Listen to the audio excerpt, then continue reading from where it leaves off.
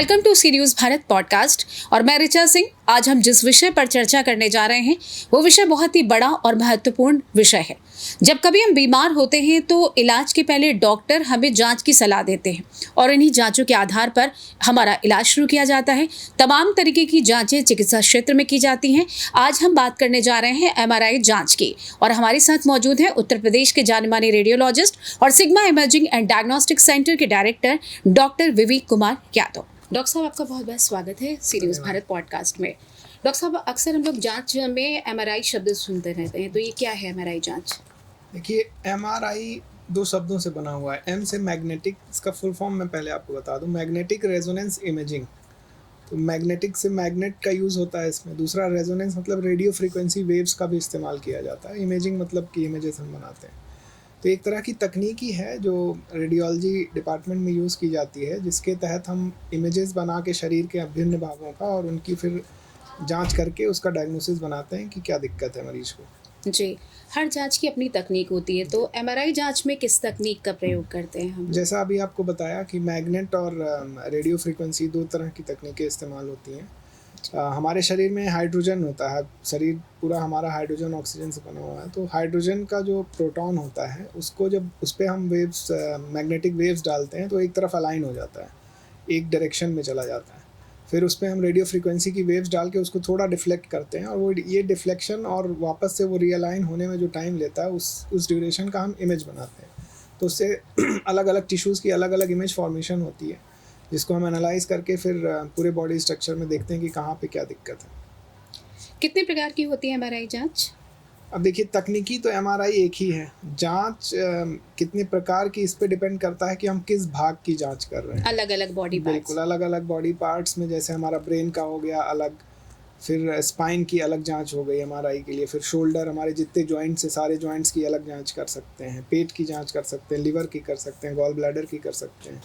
ठीक है, इस प्रकार से अलग अलग भाग की अलग अलग जांच हो सकती है MRI में। जी, और MRI जांच में कौन कौन सी ऐसी बीमारियां हैं जिनका पता आसानी से लग जाता है?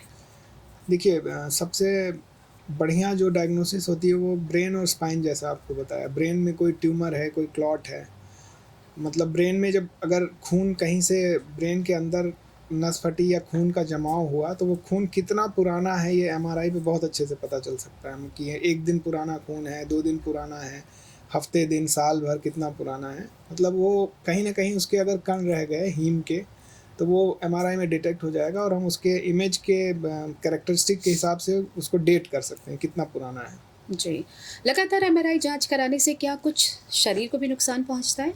देखिए, इसमें नुकसान की कोई ऐसी वो नहीं, क्योंकि रेडिएशन इसमें होता नहीं है, मैग्नेटिक रेजोनेंस होता है।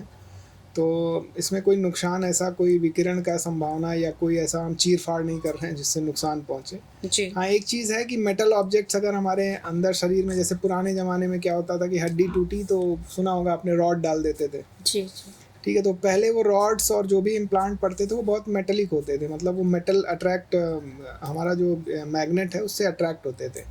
फिर ये MRI की जांच जब बहुत प्रचलन में आने लगी तो धीरे धीरे वो पुरानी चीज़ें आउटडेट हुई। अब ऐसे अलॉयज़ और उसके इम्प्लांट बनते हैं कि जो मेटल से, मैग्नेट से अट्रैक्ट ना हो, क्योंकि अगर वो मेटल से अट्रैक्ट होगा तो ऐसे मरीजों में फिर हम MRI नहीं कर पाएंगे, क्योंकि वो जैसे ही MRI कमरे में जाएंगे उनका वो इम्प्लांट वहाँ से निकलने लगेगा। जी।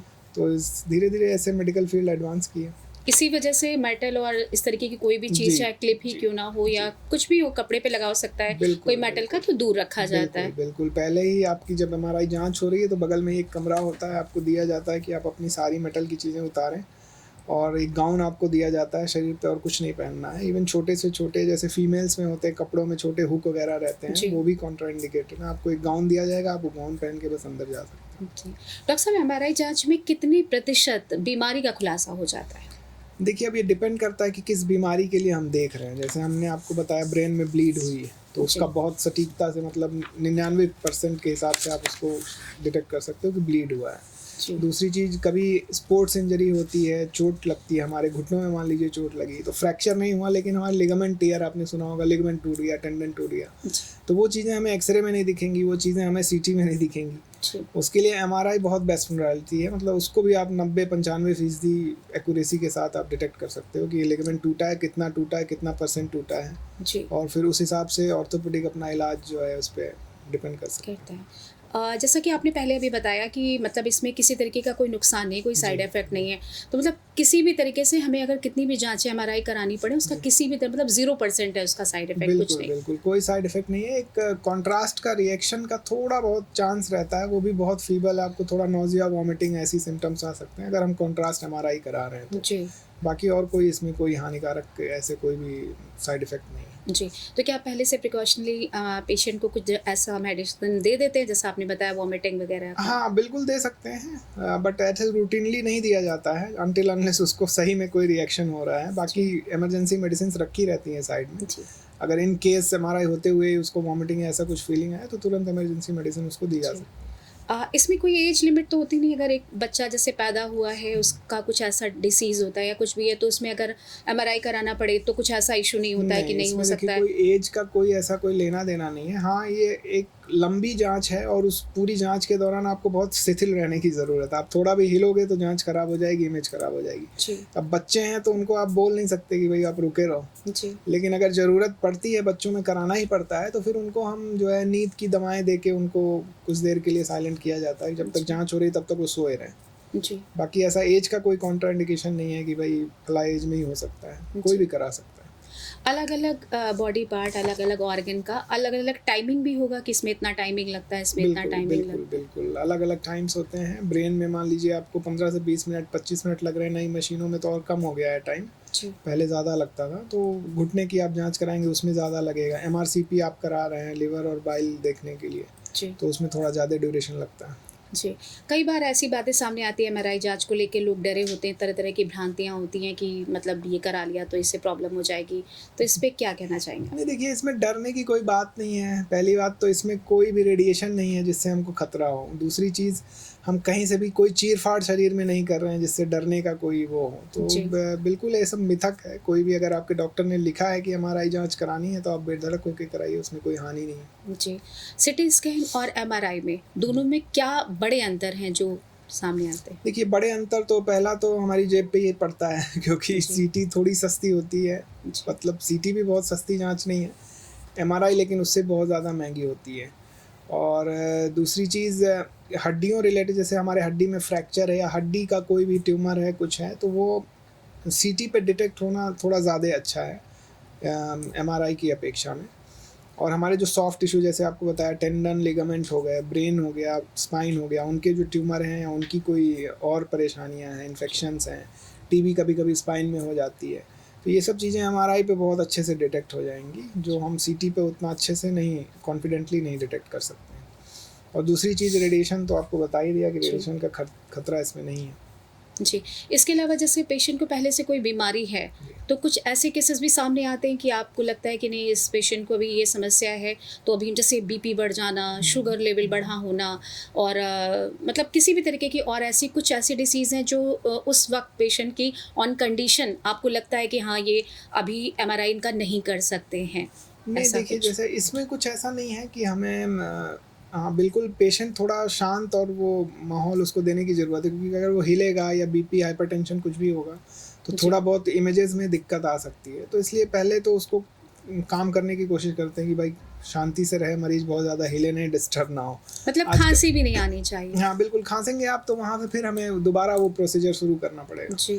तो अगर खाँसी आ रही है, ऐसा कोई है, कई बार लोगों को झटके की शिकायत रहती है, तो ये सब चीज़ें पहले से ट्रीट करके ही फिर उसके बाद करा सकते हैं। जी, बिल्कुल। इसके अलावा एमआरआई को लेके आप कुछ ऐसी नई बातें, कुछ नई टेक्निक्स आ गई हों, आपको लगता है कि मतलब वो हमारे दर्शकों के साथ साझा कर सकते हैं? जी, जी। जी। बिल्कुल, एमआरआई क्या है ना कि रेडियोलॉजी में सबसे लेटेस्ट तकनीक ही है। सबसे पहले एक्स-रे आया, फिर अल्ट्रासाउंड आया, फिर सीटी स्कैनर आया, फिर एमआरआई आया। जी। तो शुरुआत में जो हमारे एमआरआई थे वो थोड़े ओपन रहते थे, 0.4 टेस्ला, आपने टेस्ला शब्द सुना होगा। जी। फिर 1.5 टेस्ला आया, 3 टेस्ला आया, अभी 7 टेस्ला भी यूएस वगैरह में आ चुका है, जिसपे रिसर्च हो रहे हैं, मतलब नॉर्मल पीपल्स के लिए नहीं अवेलेबल है। जी। बट ये हमारे जैसे जैसे ये हमारा उनका स्ट्रेंथ बढ़ा है मैग्नेटिक, उस हिसाब से हमारे जो विजुअलाइजेशन का जो इफिकेसी है वो बहुत ज़्यादा बढ़ गई है। अब आज की डेट में हम ब्रेन के एक एक न्यूरॉन्स को जो है उसके ट्रैक्ट को एमआरआई ट्रैक्टोग्राफी बोलते हैं, उसको ट्रैक्ट को भी हम ट्रेस कर सकते हैं कि किधर से वो जा रहा है। जी। कि न्यूरोसर्जन को मान लीजिए ऑपरेट करना है तो एक एक फाइबर को देख के वो अपना